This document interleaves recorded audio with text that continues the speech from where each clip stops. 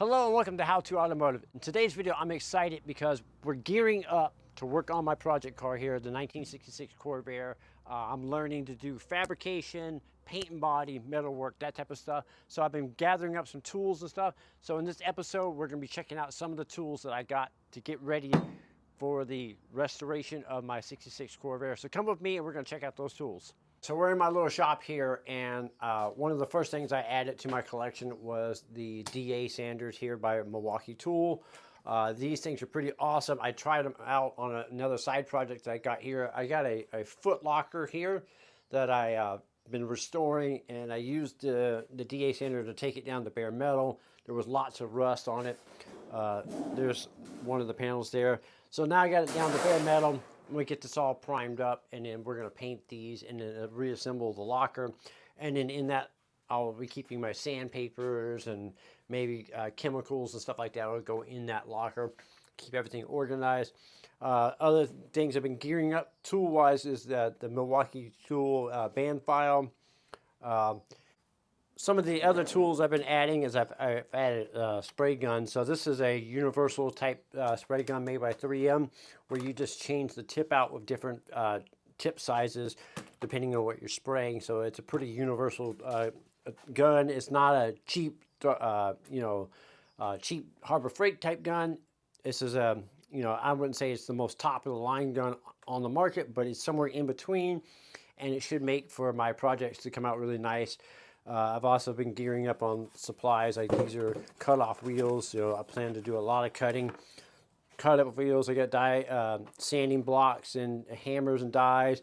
Been stocking up on sandpaper. So this is all different rolls of sandpaper here, different grids for the long block and also for the DA sander. So these are the DA sander sandpaper here, 6 inches.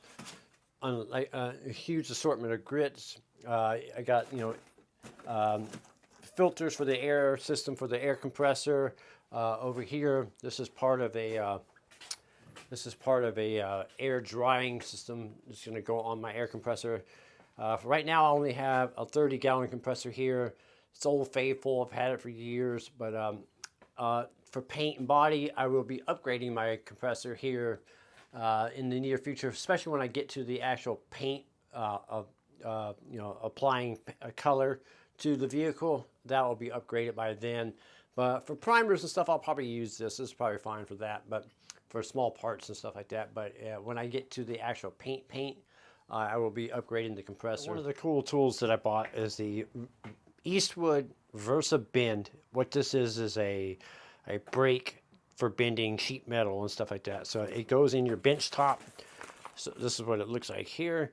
So it goes in your vise here. You clamp it in the vise, and you can put sheet metal in there, bend it, and form metal. So this is a pretty cool little project. So I'm gonna bust this out of the box now.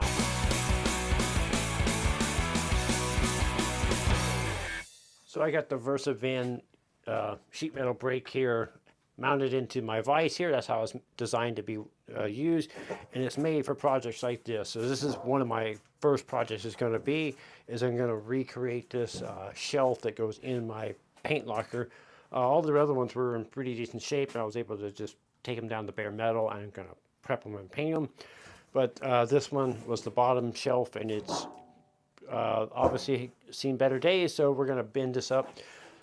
So I made a template here. This is my template, so I got to cut it out and, get some sheet metal, and got the Versa Bend here to recreate that. So that's just going to be one of my very first ever sheet metal projects. So this whole paint and body thing and metal fabrication is new to me, and I'm excited to try these out and put them to work. And this is going to be the perfect little first project, to do that on. It's pretty simple, nothing too crazy with the bends and stuff. I did buy a tool to create that step you see right here. That's coming. I haven't gotten that yet, so I need to go out and get some sheet metal and practice on a simple project like that before I head over to the car. So one of the things I got this for is I want to make the floor pans and build them myself. And this is going to come in handy, creating, making those bins and stuff.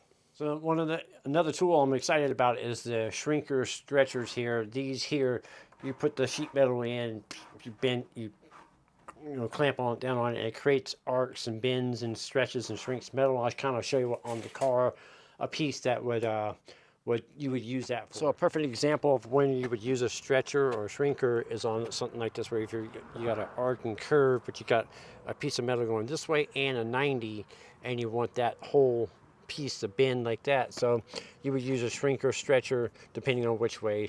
If shrinking this way, and if you wanted to arc that way, you would stretch it. And so that's what that tool is made for. I'm not claiming to be an expert on it. I just know that's what the tool's for. So I got it because I'm going to have to create a lot of panels. As you can see on this car here, it's rough, and the floor pans are gone, and I need to create all these bracing, all that stuff needs to be recreated. And so I got just tooling up to make that project as easy as possible. Next up, I'm going to break out the bead roller here. Now this is designed to go in the vise as well, and then to create different, so like on this pattern here, if you see here, you see this crease here, and there's one here and here. It's kind of hard to see because it's all rusted, so I'll use the bead roller to create that. I'll put roll the crease in there, roll the crease in there, roll the crease in there. So this is the floor pan of the locker, and it's supposed to give it a little rigidity or a little strength. So it takes that, because it is a thin piece of sheet metal, it'll take that wobble out of it by adding those. So I got that. Like I said, I'm going to practice on this little project here, and then we're going to roll over to the car and start using it on the car. I got the bench top or vise mounted bead roller on the bench here. And the way it works is pretty simple. You just got one slot right here. It's adjustable. So you put your sheet metal in, and you can adjust the pressure by, rotating this down. And the tighter you do it, the tighter it squeezes. And then you roll the crank, and then you work your sheet metal through. So I'll back this off here a little bit. And you put your sheet metal through, depending on what die you want. Then you can adjust this down, crank the handle, and then work it through. So you would, operate it like that. Pretty cool. They do sell a motor with a foot pedal that you can, make electric motor, so you don't have to have this right here. Possibly might have to have two people. You might have to have somebody crank it. Comes with a different assortments of dies to change it out for making different, different types of patterns on the sheet metal. Just depending on what you're working with. So you got your male and your females, and it's pretty simple. I wanted to thank you guys for watching and let you know that if you are interested in any of the tools that I have in this video, the links for them will be down in the description of the videos. There are affiliate links, so if you click on those, I will make a commission. I'd like to thank you guys again for watching and encourage you to subscribe.